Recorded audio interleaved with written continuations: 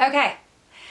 Hi, I'm Michelle. This is my so-called handmade life. I have a blog by the same name, and that is my name on Instagram. On Ravelry, I am Mamatronic. This is a knitting, crochet, whatever I feel like making whatever I feel like talking about kind of podcast. I ask you questions and hope you'll answer, and in the comments when you do, it shapes what is discussed in the next episode. So we're having as much of a conversation back and forth as possible. Last episode, I couldn't think of a question to ask, so I told you to ask me something, and I'm going to answer your questions toward the end of this episode. But first, I wanted to talk about the end of my baby blanket saga. I have made 2 baby blankets that I've shown you this year, and a set of baby washcloths, which I don't think I showed you like on camera, but I showed you pictures. Well, I've just finished 2 more blankets, and I think like I'm at the end of all the baby blanket stuff, but I have really learned a lot and enjoyed it. So you know how I've been putting off buying more yarn, right? Because I don't need to. But I said something about having like birthday points with Lion Brand. I had like a $10 off coupon, and I was waiting till something dropped down to 40% off before I used it.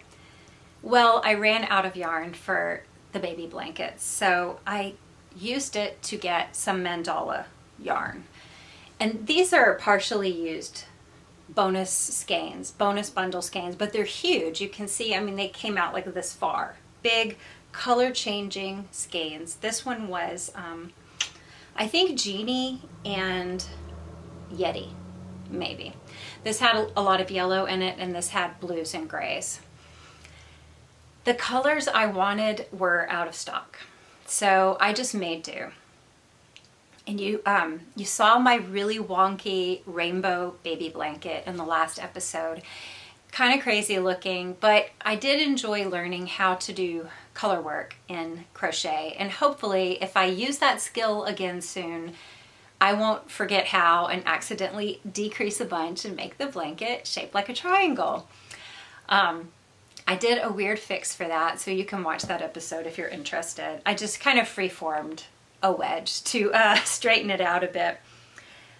But I made my little purchase of some more of this yarn to make this Spicier Life blanket by Sandra Paul. Now, Eunice, who took part in our big Stash Busting the New Year knit along or make along, it went for January and February, she was doing a blanket of stash that was the Spicier Life blanket. She was casting it on, and every row can be done in a different leftover color of sock yarn or worsted weight yarn, whatever, you know, yarn size you want. And it's a different stitch. Like each row, it makes stripes of different colors, different stitches, and it's pretty, I mean, variable. It's really fun, but I wanted to use, I don't know what the deal is. Like all of a sudden, all these trucks on my road. It's so quiet where I live normally. Like maybe kids outside would be what you would hear. And then we have a neighbor who'll forget their dog outside for hours, and it howls so miserably. It's like a husky, and you know they're real talkers.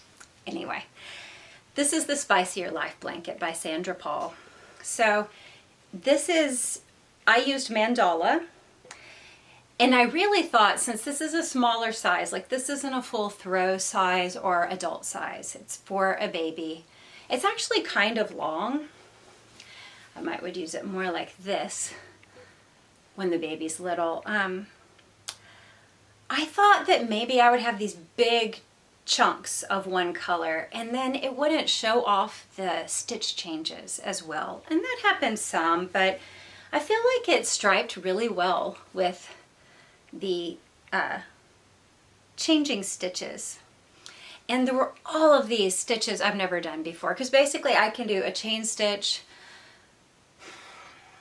double crochet, triple crochet, and clusters. And this has the clusters, but then it also has these just little lattice work stitches and these little fan shaped shells. Oh, you can see the side better. All the baubles. These little, looks like kind of like a braided stitch. Just really fun. Now, these little fan-shaped stitches, I think I knit them too tight and they would kind of pull in. So you can see the blanket does kind of a little bit of a wonky shape, but all the stitches are there. I didn't lose stitches. I don't know why I got super tight with my tension on those.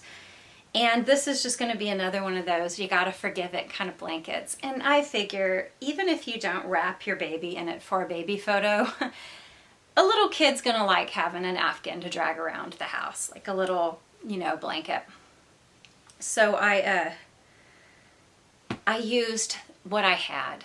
The gnome colorway was just too crazy bright. I just felt like not many people do those bright colors for like a baby's layette, They usually, there's traditional gender colors. People do that, but a lot of times it's just stuff like green and khaki and yellow. And I wanted something that would work no matter what. I knew this was going to be for a little boy. I wanted it to work no matter what the colors were like in the room. So, and since it's kind of grandma flea market scrappy looking, I feel like this Genie and Yeti worked pretty well together. So most of the blue and white is Genie.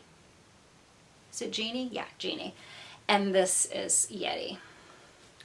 So yeah, it was fun. And then I went around with I did a cluster, a little double crochet cluster border all the way around, and then just little double crochets all the way across. And I think it worked really well. So this was for Mom, and then for their little girl, I did a very simple Attic 24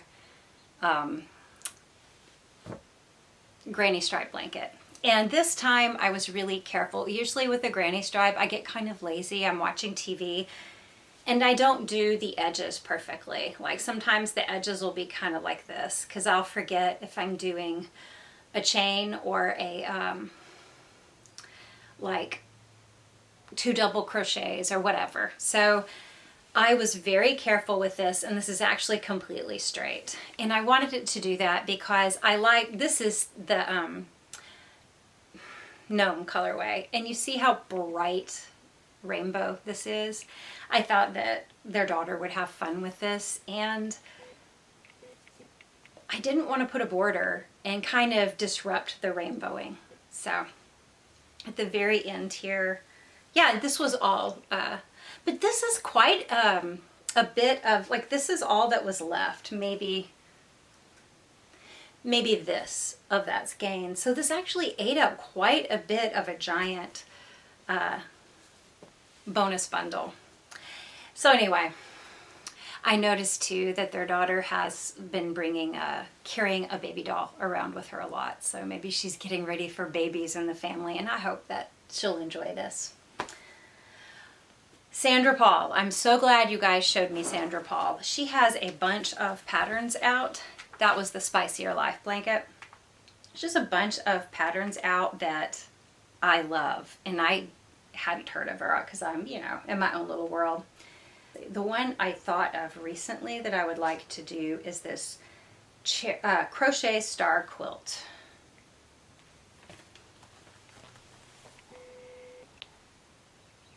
It's sort of everything you want in a hand-me-down vintage quilt, but it's done in the craft that I like, which is crochet or knitting. I don't really like to sew. And I don't think I would be able to easily sew a quilt. I'd have to learn. The other thing I noticed is this Ziggy Interrupted scarf, which looks very early aughts anthropology to me. Just really fun. And I feel like it could be, you could use a self-striping yarn, kind of like mandala. Though I don't know if it would stripe fast enough, because I wouldn't want stripes that were like really big in that to really show off the texture of the scarf. I would want smaller stripes, but a self-striping or your mini skeins, advent skeins. Another thing I saw was the vintage flower hangers. these little crochet covers, padded covers for your coat hangers. Do you guys use these? Would you ever use these? I think they look so grandmommy. They make me think of my grandmother. I have like a couple of these in my closet, and I, hang like a very special coat or sweater on it.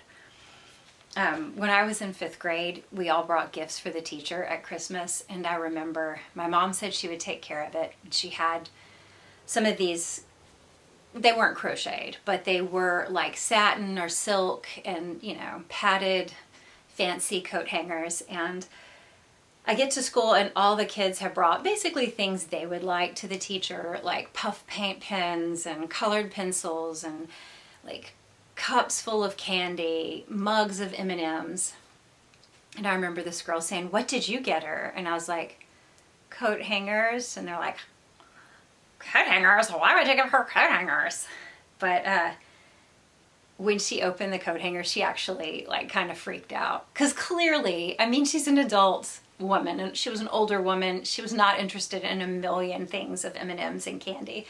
She was like, "Oh, something I actually want." She made such a big deal about it. And I thought, I still felt weird about having the different gifts because, 5th grade, 5th and 6th grade, the height of insecurity for me in school. But I didn't trust my mom, I don't know why. Because that's what kids do. Okay. One more, and a lot of you are doing the Battenberg blanket, which is kind of like the Cozy Memories blanket, but it's not mitered squares, it's crochet squares. But they're spaced out with like one solid color, like off-white or white. I'll show the Battenberg. You've seen it. I'm sure you've seen it. I'm sure I was the last person to see it. Tune in to my so-called handmade life to find out about things last. Okay, here's the last thing I saw here that it's very much something I wanted to do, and I was just going to kind of fiddle around and make this up. But it is called Sunbeam Squares. And I still want to make up my own version because I want it to look different. I see it differently in my head than this, but this is great for a pattern. For a curtain, like a cafe curtain, or else a valance that looks like doilies. It's a crocheted see-through. It's really got kind of a quaint cottagecore look to it. I love that. I actually have a crocheted valance that I got from a great aunt, and it's of cats. It's really cute. But when I wanted to make this, I lived in a different house and I had the perfect window for it. I don't really have that right now unless I make it happen. So one of these days.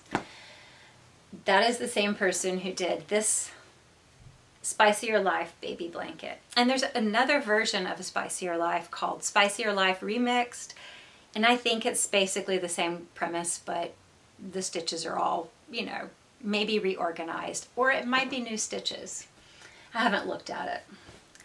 Then I went ahead and finished my Beginner's Delight.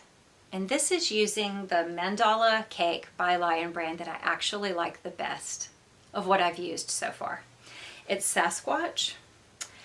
And I just think this is a very fun, retro looking rainbow stripe. It makes me think kind of the colors of that wonky rainbow blanket I made. But there's no wonkiness here. This was the perfect blanket. It used up a lot of yarn. You can see it's a lot more dense, but it's just double crochet all the way across. And after your initial row, you can see the top of your double crochets. It's so easy. I can't decrease accidentally or increase accidentally. The edging was super neat the whole way.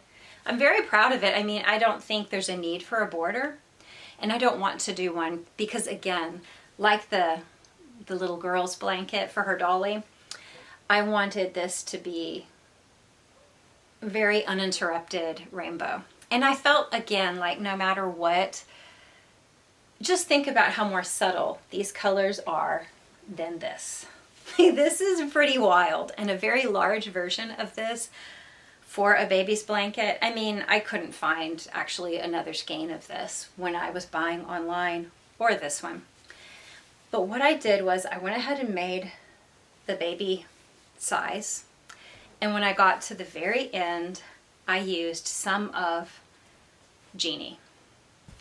So I believe that possibly this blue and definitely this gray is from another mandala cake. But I feel like this is a really good size for a baby. Very, very pleased with this. And I actually think this would be a fun blanket to just have. Like if I had 2 or 3 of the Sasquatch, that would make a fun throw blanket or camping blanket or something. It would make a nice gift. I feel like almost anyone would find those colors are fun. And they're so ombre, they shift so gradually. So this one is Beginner's Delight by Kaz. And that is the end of the baby blanket saga. So I still have a retro Art Deco-y look, or mid-century modern, that's what it was. A mid-century modern blanket to make for myself with basic stitch. And honestly, I have another blanket started. Plus, don't forget my granny stripe blanket that has not changed in 4 years. It has not moved in 4 years. But I really do like the colors. I still want to do it. Maybe I will now.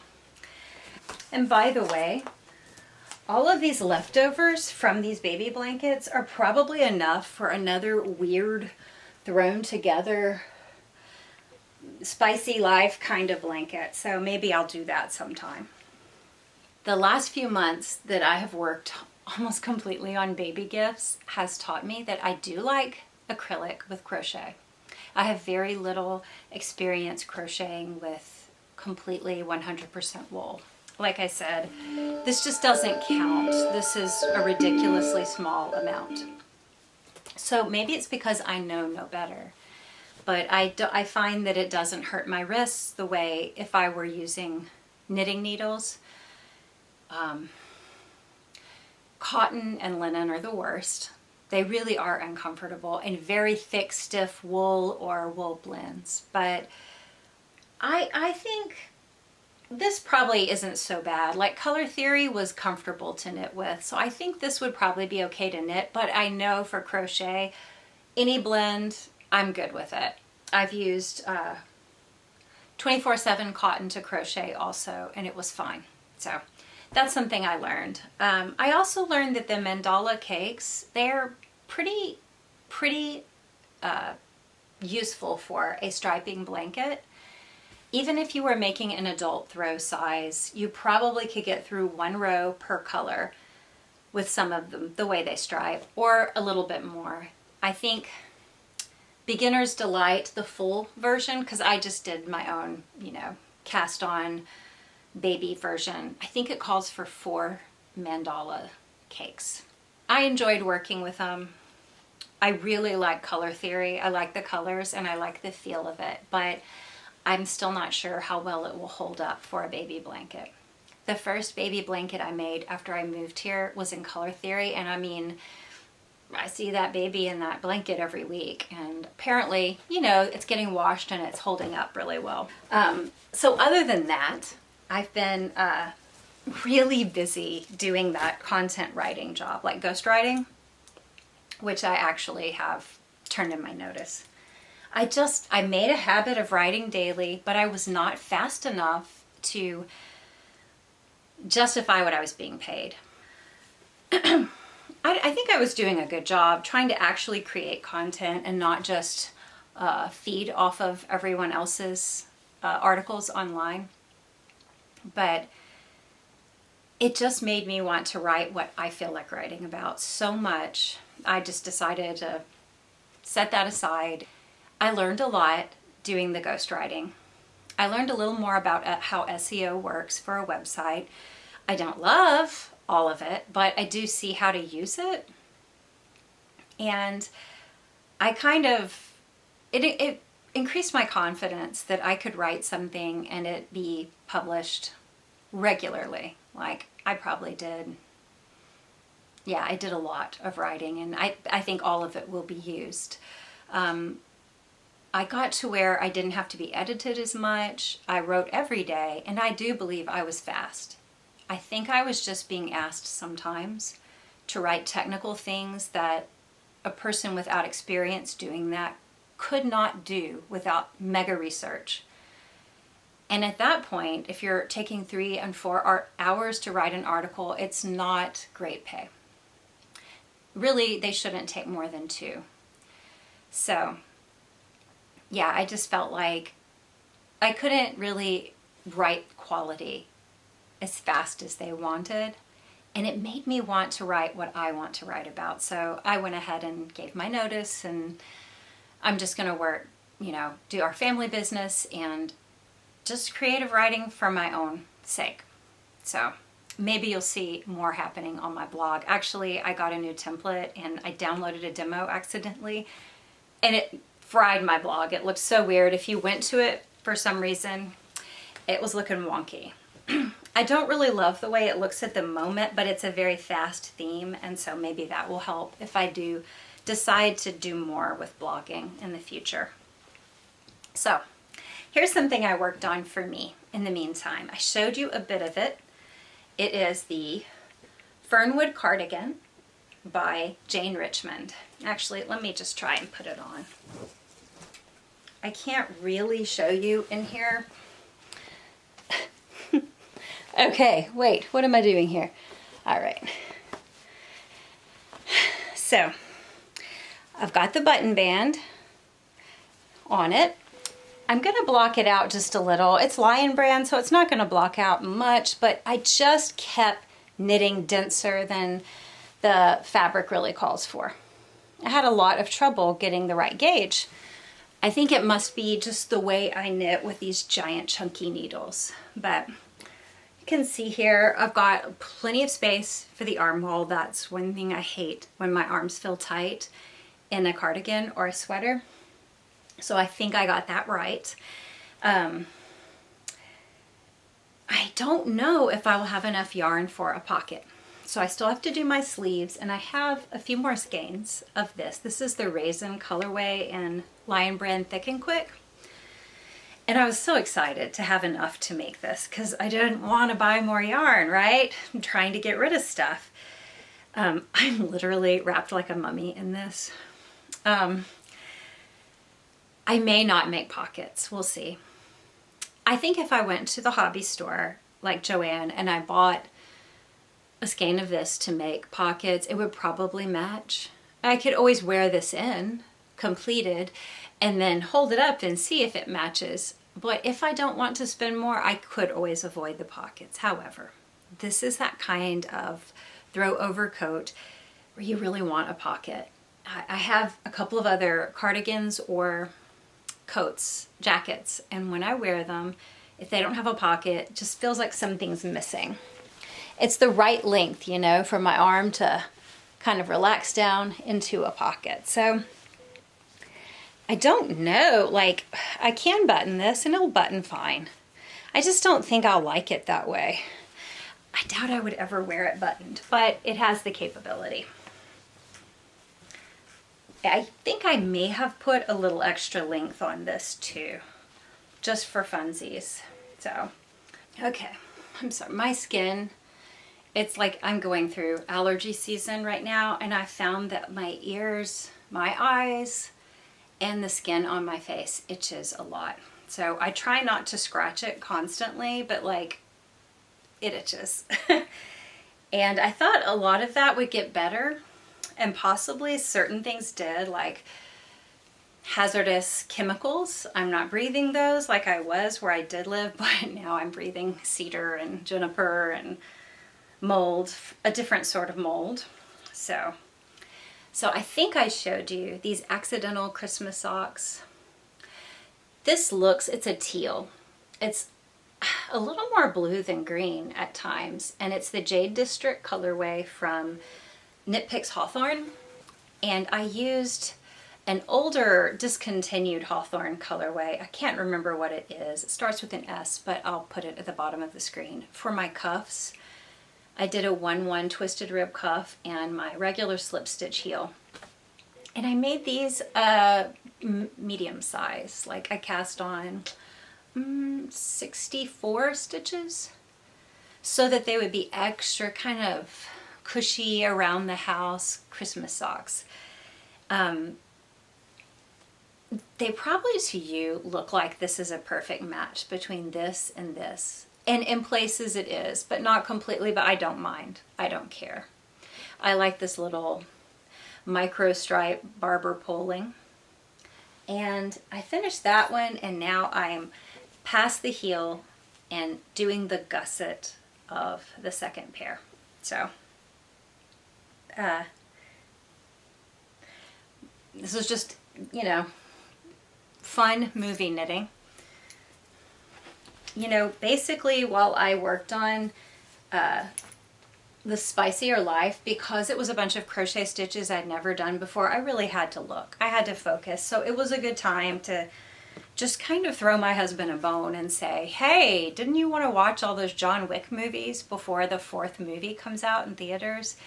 So we literally in 1 week watched 3 John Wick movies and then went and saw it in the theater. I'm like so over fighting. And I like martial arts, so I kind of like choreographed fighting, but I don't like gore. So I got a lot of both. I just looked down a lot and worked on my blankets. Okay, so that's all that I've worked on. So this is a special treat for you where I just talk about me. What's new? Like every episode isn't just me. I'm going to answer your questions that you gave me. Number 1, do you have any spring or summer garments planned? I do. I have all of the spring and summer garments planned that I had planned last year and the year before and the year before that. I still have all of those planned. They're like ready to go. I mean, some of them actually even have yarn for, but I just don't get around to them. I haven't been knitting as much just due to work and all. And then I don't like cotton and linen to knit with. I love the way they feel. So I'm going to show you some that I've probably shown you before. In fact, I think last year I had an episode I called Big Summer Plans because I knew I wasn't really going to do them all. Rachel Ilsley's Nomad Tee. Oh, I love this so much, this design. And I think if it was done, it's fingering weight. If it was done in Lindy Chain by Knit Picks, it would not be too heavy even where the color work is. I don't mind knitting with Lindy Chain. It's the chainette. I think the chainette construction makes it a little easier to knit with than like a flax type linen yarn. So there's that one. Mountainburg by Samantha Stadter. I really like how loose and airy this is. I just don't feel like I could get extra sweaty wearing this sweater, you know. Super lightweight.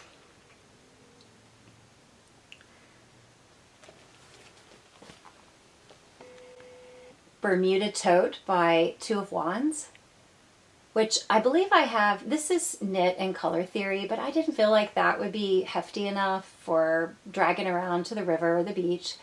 So I'm going to use 24/7 cotton by Lion Brand that I have leftovers, like different colors, or just odds and ends that I bought. The Ingrid top is just a classic summer shell. I think it looks really delicate, really nice. And I think it could transition from, you know, going somewhere nice or workwear to just hanging out. This is an old one by Nora Gahn, but it's been in my queue for, I don't know, since 2014. This is Camber. And I mean, it is to me a summery knit, but I wouldn't wear it in the dead of summer unless I was indoors. I just think it has a really lightweight spring summer look.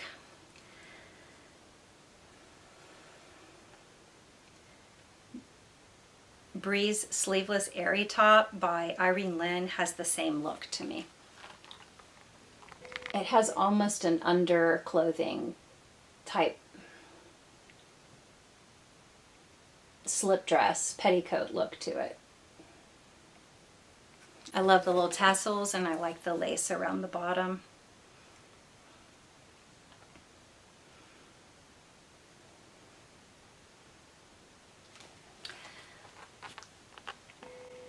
Cumberland Tank by Two of Wands. This is also, I believe, in Color Theory, but I think I would make it in either Kobu, or I have leftovers of Kobu, or maybe 24/7 cotton. This is a super retro top that I want to make by Lee Sartori. The Bayswater top, and I think I showed you that last year. It was part of my big summer plans. I love the polo neck. I like the cropped boxy shape, and then the, I don't know, the vintage look of the crochet. And that is made in 24/7 cotton. Nico T. I love this. Again, kind of like Mountainburg, nice and loose. I'm not going to get extra miserable wearing it. And I like that V-neck back. This one's been on the list for 3 years. Pom-poms 4/4. Let me see if I can, here we go. I do have the yarn for this. I have Touch of Linen by Lion Brand. Bought it on sale just to make this, so it takes 4 colors. The front and the back are each divided into 2 different colors, and then you make a wraparound tie. And all of the colors kind of show on the front because you're doing the wraparound. I still want to do it. I don't know how practical it'll be, but I think it would be fun to just wear it out. Here's the one I most want to do. I have to make this happen. I'm telling you so that I will make this happen. It is by Jessica Sung. It's the Khaled top or Khaled tee.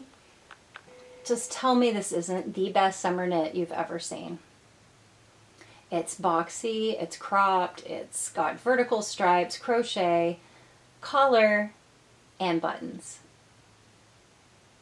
And it has that Kramer hipster shirt look to it, you know, because it's so boxy but also cropped, and the vertical stripes. I just love it. So the short answer is yes. I do have spring and summer knits, but the unspoken question is, will I really knit even one of them? Maybe. 2, have I been to Nebraska? Only in passing, when we were going to South Dakota for, like, to drive through the Black Hills and camp. We just drove through Nebraska briefly. I don't even remember one city we drove through. So, Anne Marie, I don't even think it was near your part of Nebraska because it was so far west. But you have to let me know, like, what's there to do? What are some things you recommend if we went to Nebraska? Because we would like to see all of the states. We would like to camp and just kind of see what they're all about. And of course, we drove through tons of wide open farmland. You tell me, what is there to do in Nebraska that would be fun, especially for people who don't mind camping? Number 3, was I already knitting and making garments when my kids were little? And did I make a lot of stuff for them? My son was still little. He was about 2 when I started knitting. But, you know, the first year or so, sometimes, I don't know about now, but when I started, I just made like accessories and hats and just a little thing here or there. So I didn't make things for my kids. And I do live in Texas, and children tend to run hot. I forced them to bring jackets to school and to go do things. I think a sweater would not have been worn, and like maybe twice. In fact, I did have baby sweaters or sweaters for both of my children when they were little. They just never were worn. They were so cute. I'm remembering a couple that each of them had. They were store-bought or resale. But yeah, no, I didn't knit for them. When I started knitting for them, it was like accessories. You know how it is when your kids are young, or maybe you remember when you were young. If your parents liked it, you were a little suspicious of it. Yeah, It's like me and my mom with the coat hangers for the teacher. I was like, ugh, at what my mom would pick out. We would go school shopping and I would ask my daughter, hey, you know, you need jeans. And she's looking for certain things that she really likes in a store. And we usually tried to shop on sale. And she'd pick out the stuff that, oh, she really likes. But I'm thinking about, well, what you also need. You know, you need shorts, you need jeans, whatever. And I would be presenting those things to her while she's trying on these few random items she must have. And I'd be like, so do you like this? And she'd be like, yeah, sure. And so we buy it, and then they never get worn. And I'm like, why did you say you like this? I didn't want to hurt your feelings. And I'm like, you wasted money. It didn't hurt my feelings. Would find some you liked. But I think when I would be like, do you want me to make you this? It'd be like, yeah. And they didn't want to hurt my feelings because, yeah, she never wore anything I made until she got older. I will show you one thing I made her, but you can see in the photo, I mean, she's like a teenager or a preteen. The Miss Darcy sweater pattern got pulled off of Ravelry briefly to be made into a book, so I just kind of looked at the images and came up with this, and maybe read somebody's project notes. And this is not like finished. I did finish it, put buttons and everything, and it fit her. She just never really wore it. Just never did.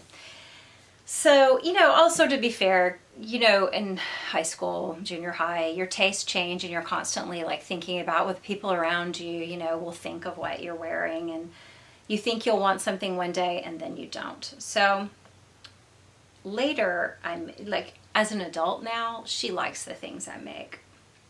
She has lots of hats and scarves and things that I've made. And I also made her this. Now this is me wearing it, but I gave it to her. The Edge by Alina Schneider. Really nice sweater.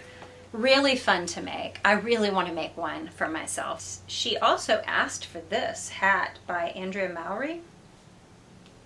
This is kind of a dark photo. It was a dark and foggy morning. Go. She asked for that one, so I did that in Capra DK by Knit Picks. But these are not little kid clothes. Like, she was like almost 6 foot in that photo. I think once kind of they're a little older, well, my son still doesn't want to wear knitwear, but he's always sweating, so I don't know. I think that has some to do with it, the practicality. But she does appreciate knits, and I made those Christmas socks for her and her husband, and she requested some more socks, so that kind of excites me. These are not kid knits at all, Sabrine. I'll show you some kid knits I did make. And they were a big hit. It's the only knits I ever made that my son liked. The Chainmail and Coif, and I dipped it in paint so that it felt kind of stiff and shiny, like Chainmail. These were like for costumes for him. So yeah, that one was a big hit. In my last episode, I showed you a hat I made for him, and he was like, didn't really love it. All he wanted to wear was like t-shirts.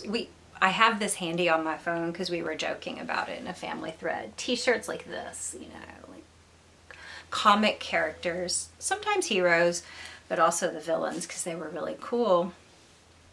And, you know, a lot of his teachers were really upset about anything that looked violent. And I mean, you know, come on. And he kind of snuck up behind me once at Old Navy. I'm like working with his sister, trying to get school clothes, and he's little, and he's like, can I have this t-shirt? It's a Marvel t-shirt. I'm like, okay, yeah, sure, yeah. He gets it. We get home, and I see it, and he already has a teacher that's pretty upset, thinking they really, anything, honestly, little, sometimes stuff that interests boys just didn't fly with the teachers. And I get home. And yes, it is a Marvel t-shirt. It's this. Like, no. And he's like, please, it's a real character. I said, I'm sure it is. And I'm sure it's really artistically drawn. But I cannot do this to you. I cannot sink your, school career this year. No.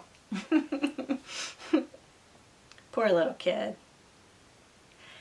I mean, he's just a sweet little boy who wanted to wear things like this. But no, I just didn't approve of such things. I'd much rather him wear this. So the answer is no. I didn't really make a lot of knits for the kids. What is my favorite kind of knitting podcast episode to create and why? That's really hard for me to figure out. I've been listening to a book about work energy and the kind of things that motivate you and then throw up barricades for you. I like telling a story. Like I just did. I was asked about knitwear and I ended up showing you pictures of carnage on my phone and talking about, I get carried away, like just telling a story. So that I do pretty much every episode. I also like being realistic about my fails, like wonky blankets and stuff. So I like being authentic that way. I also like trying on things. Like that sweater episode was the funnest to make. It was so much work, but it was over 100 sweaters and I kept saying, I'm not even gonna try this on, it doesn't fit. But then I was compelled to, for the sake of uniformity, I would try everything on and they didn't fit. And I thought it was kind of funny. And it was probably my most favorite to make. But I get to show things and tell a story and laugh about my fails almost every episode. But probably my favorite thing is when I'm doing all of that, like talking about my process, even the doofy things I do, which is like constantly telling the story, but it's about like a themed project we're all doing together, like say stash busting, or when we did the Wing It cowl. That was a lot of fun for me to try to make something. And I did. I finished the sweater. I just need to weave in a million ends still. But to watch all the things you were making and figuring out at the same time, I like relational stuff. That's what I like interactive, doing it together kind of things. So probably that's my favorite, is when we're doing a themed like project together and you're sharing what you're doing and I'm talking with you about it and sharing what I'm doing. I guess that answered your question. 5. Do I have any hikes planned for this year or any trips with the family? Yes, I do. Yeah. Well, it may be a little more than a year. We want to do Iceland again. My husband has never been. And when I went with you, Katie, that's who asked the question. He really wanted to see it afterward. And there's like a hike we want to do. It might be a 4-day hike. And we just need to do it while we're still physically able to do such things. You never know what the future holds. And we hoped we would do it between when he turned 50 and when I turned 50. And then we moved instead. And he's now 51 and I'm 49. So I will be 50 when we do it, but we're hoping like next summer. I think that's probably the only time of year that this hike is viable. I mean, you know how hard it is to get there, and then you find out, oh, these trails are closed, due to the weather or damage on the trail. So that's kind of what we have planned. Everything else is more day trip like. There's a lot of hiking locally. None of it is like major hikes. It's not like the hills and mountains in California. It's just hilly here in Central Texas. But we want to be outdoors a lot more this summer. And I'm hoping that cutting down on the work I do will allow that. Like we want to get some inflatable paddle boards to do the river right here in town. It's a great little river channel to kayak or canoe or paddleboard down. And we do lots of hiking. We have 3 trails right by our house, but they're not super long and extensive, but we try like once a month to do a super long hike, like most of a day. 4-hour hike, 5-hour hike. That's what I would like to do weekly, but we just don't have that kind of time. So that's pretty much it. Also, it's not hiking, but we got a pickleball set. Do you guys ever play pickleball? Is that an old person game? Because I knew a lot of older people that played it in the past. I have, but sounds like a lot of people I know do it. And so my husband's like, let's just try it. So we got a little set to kind of block off a pickleball court on a tennis court. And we got the paddles, and we'll see. So mostly local day trips. And then a mega hike, hopefully, next year. Okay, number 6. What do I actually wear the most as far as knitted items? Okay,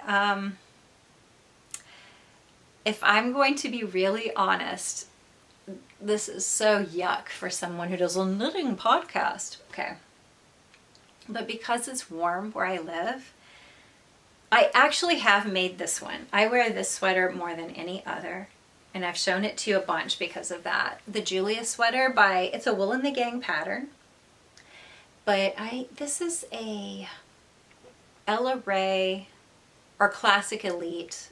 It's some sort of eco hemp cotton that's not being made anymore, but I think they made something similar. Classic Elite, I believe, has several kind of eco-conscious yarn lines, and this was one for a while, and they have something else now. This is such a simple drop sleeve. There's no shaping at the neck. It's like the most bare bones pattern, but it is seed stitch, which I love. I'll show you kind of up close. So it's easy to throw on, and it goes to movies. I've worn it a million times to the movies. The other sweaters that I've worn a ton, I have worn like my plum and some vests. And guilloche, because I had finished it this winter, like just finished it, it was like on top of the sweater stack. I wore it a ton, and it's nice and roomy. So it's super comfy. But like the kind of sweaters I wear the most are these old, like, this is J. Crew. This is literally from the 90s. Okay, this is my husband's thermal waffle knit. Remember when waffle knit was like a thing? It was a big deal to get a waffle knit. This is more like a long sleeve shirt than a sweater, but like this is really what I wear more. It's awful. This is resale J. Crew. Now I think it's modern. You can tell by this jewel tone. But it's a modern, I think it's a reissue of their 90s stuff. Like they said they were closing after like the pandemic. And I was feeling like nostalgic. And so when I would see stuff like used online or in a store that's J. Crew and looks like those looks that I loved, back when I was young. Like this is that shaker rib, sweater. Again, super comfy, easy to wear. And then I have a couple of roll neck sweaters. This one I didn't wear this year. This was also a reissue. Used. I got it used. I mean, I don't think it was ever worn. It actually had the tags on it, but I got it like on Poshmark. And this has this little detail down here that's different. I can't believe I'm showing this like it's a sweater I made. Look, this will be my thumbnail. And the people will be like, ooh, I want to watch and see this beautiful sweater she made with all this detailing. I have a wool roll neck also from the 90s, or the 80s. I actually wore those more than any other sweater, I think. I might have worn my boucle sweater this winter. I didn't get cold very much, and I found that the cotton, I just need to make some cotton sweaters. I hate using it to knit, but I just need to do it. So those are the knits I wear the most, the ones I don't make. Of the ones I make, I probably wear hats and scarves the most, and socks. My hats and scarves, I need them to go walk the dogs and do things outdoors and even hiking. I only wear my nicer sweaters when I'm going somewhere. But sometimes I just find I'm schlepping around all day in one of my husband's sweaters and like leggings, and then, oh, well, let's go grab some tacos. And, you know, so I never dress up. I would say the hats and scarves and socks. The second part of that question, what knit picks or box yarns, big box yarns, would I recommend for like last minute gifts or to get like in bulk if they had a sale? Well, I mean, you said knit picks, and that's really, this was Lori, I'm pretty sure.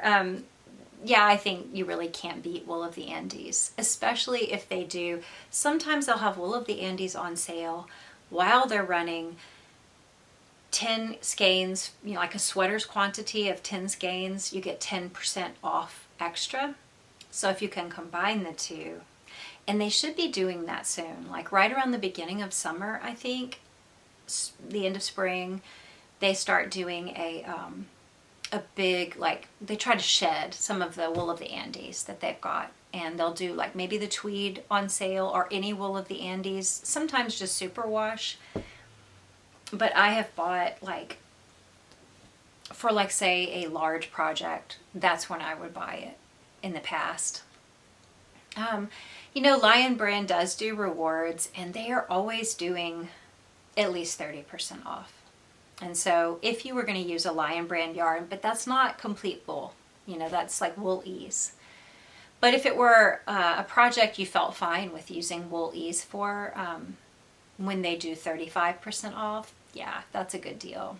Patons is the same way, but I'm finding, you know, like sometimes Joann or Michael's will have a sale on patons, but I really can't find patons in stores anymore. Joann might have it, but I don't have one locally, so I haven't been there. They do online. So as far as hand dyeing yarns, like, they aren't super cheap, but Red Sock Blue Sock does like every quarter, I think, or maybe every month or two, they will do a sweater's quantity of something. It's a colorway. And I think you can pick if you want fingering, DK, or worsted. And it is a good deal for like semi-solid hand-dyed yarn. They have really beautiful tonals.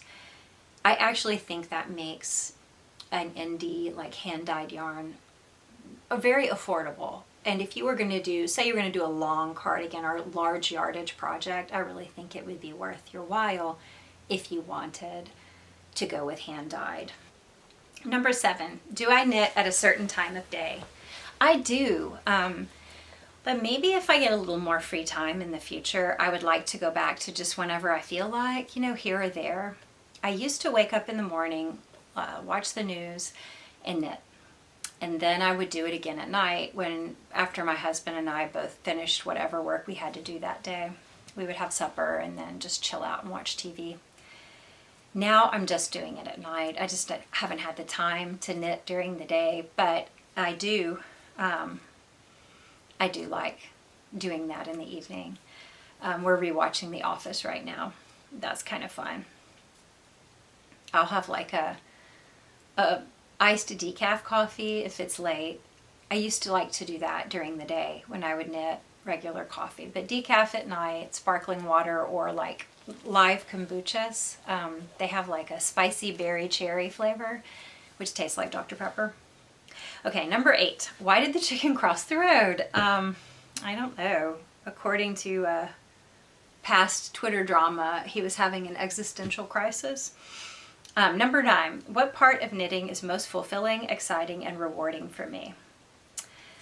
Okay, I can't just like one part, but if I'm making gifts, it's either the meditative process, because this is very easy and meditative, but mostly it's the seeing that someone liked it. It's what they wanted or needed. That makes me happy. Or just if they realize that I care about them for giving them that gift. That does it for me. For those kind of gifts. I like to have a mindless knit, and in the case of something like, I don't know, a mindless knit, it's all about the process. But if there's a type of clothing that I really want, the most satisfying thing is definitely blocking it, picking it up after blocking, tucking in all the ends, and wearing it the first time. Super proud that I made it and it all worked. And then there's occasionally those projects where you modify heavily or you try and figure something out on your own, and then you're getting all of it, right? You're getting the process of figuring it out, and there's that moment when you realize it's going to work, and that's exciting. And then you get the pride of, it's done and I get to use it now. So I really didn't give you one. I haven't knit anything like mindful and difficult in over a year, probably 2 years. This is as difficult as it's gotten, and I told you I did like a John Wick marathon so that it would be fine if I didn't watch the TV screen. I could just ignore it and do this. What's the best place to destash? I think, and you've probably already done it by now, I think Instagram probably is. You just put it in your stories and say first person to message gets it, or a lot of people will put it in their stories, like they'll make a post, then make a story about it, and they'll say the first person to comment in my post gets it. And that way people can see if someone's already commented and they know it's taken, and you don't have to get back to people with DMs. I feel like that's the easiest way, but I've never seen anyone do it on Facebook. I'm rarely on Facebook, but Leah, I think Instagram is probably the way to go.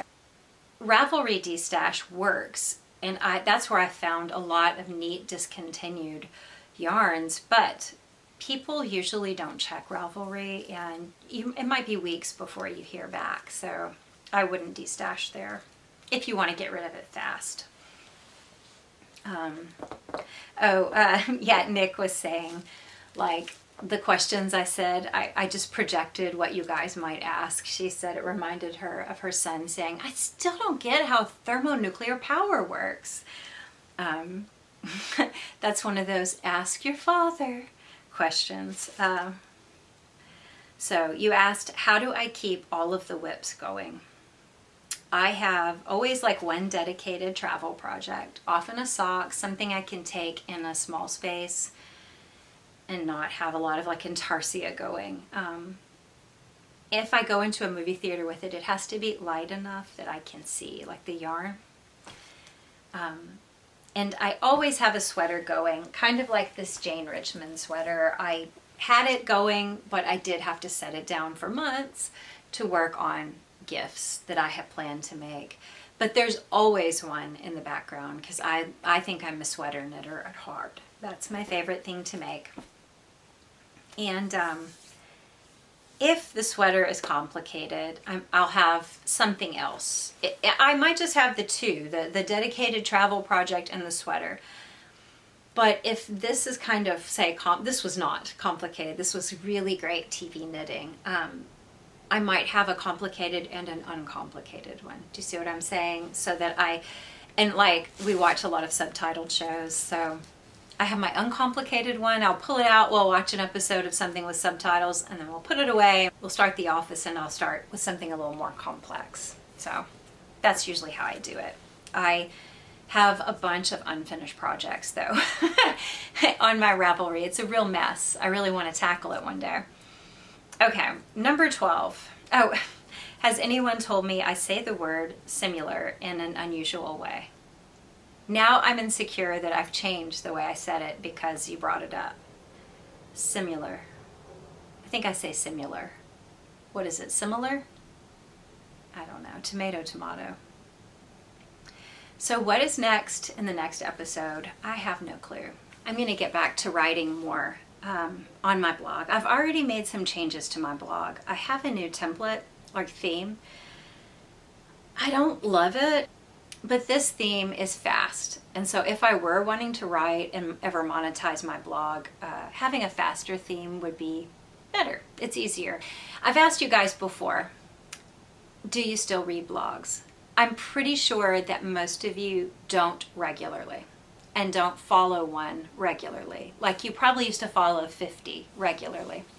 I feel pretty certain that none of you do that now, at least not to that extent. But so tell me if you do, I want to know. If you're like daily blog reader, I mean, I'm not. I'll be honest, I'm not. I haven't had time to write in mine or read anyone's. I've been a mess. When you do go to a blog, because if you're a crafter, at some point you probably go to a blog. Do you go to technical help? What is it you're looking for? Or info, or to see how someone made something? Or do you just go straight to YouTube? I'm interested. So anyway, just let me know. Thanks for all of your questions. And next episode, no blankets. You're going to tell me if you still avidly read blogs, or when you occasionally do, what you're looking for, and if you just scroll to the meat of the post. Will I have a summer knit on my needles in the next episode? Well, probably, because I still have Raw Tea by Lone Jeltsin. This is in Lindy Chain. It's going to be so great. So lightweight. It's going to wash up wonderfully. It's a fun mustard color. What am I waiting for? I don't know. I like using wool.